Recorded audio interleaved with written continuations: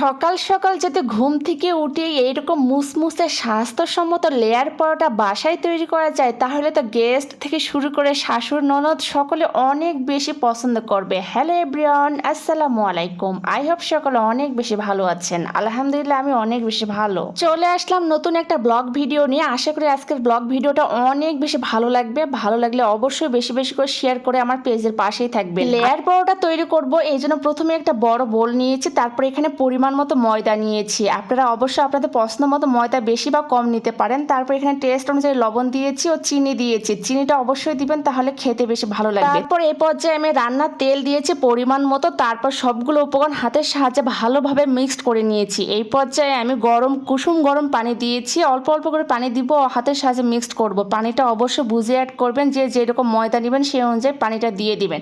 দেওয়ার পরে এই তো হাতের সাহায্যে আমি খুব ভালোভাবে একটা ডো বানিয়ে নিয়েছি। উপরের দিক থেকে একটু তেল দিয়ে রেস্ট রেখে দিলাম মোটামুটি 15 থেকে 20 মিনিটের জন্য। আজকে লেয়ার পরোটা মুসমুসে করার একটা সিক্রেট আমি আপনাদের সঙ্গে শেয়ার করব।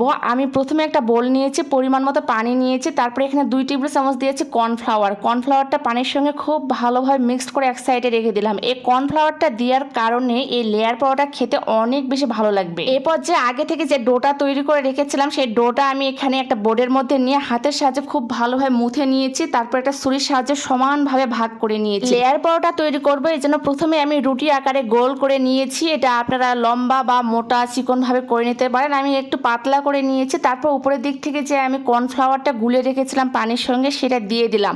দেওয়ার পর আমি একটা পিৎজা কাটার দিয়ে একদম চিকন চিকন করে কেটে নিব। এটা আপনারা চাইলে ছুরির সাহায্যে করে নিতে পারেন যদি পিৎজা কাটার না থাকে। লেয়ার পরোটা তৈরির ক্ষেত্রে এই কাজটা একটু সময় নিয়ে ধৈর্য সহকারে চিকন চিকন করে নিতে হবে। আপনারা চাইলে যে কোনোভাবে করে নিতে পারেন। তো আমি একদমই চিকন করে নিয়েছি, একদমই করা কমপ্লিট হয়েছে। এখন আমি হাতের সাহায্যে এক সাইড থেকে এভাবে মুড়িয়ে দিব।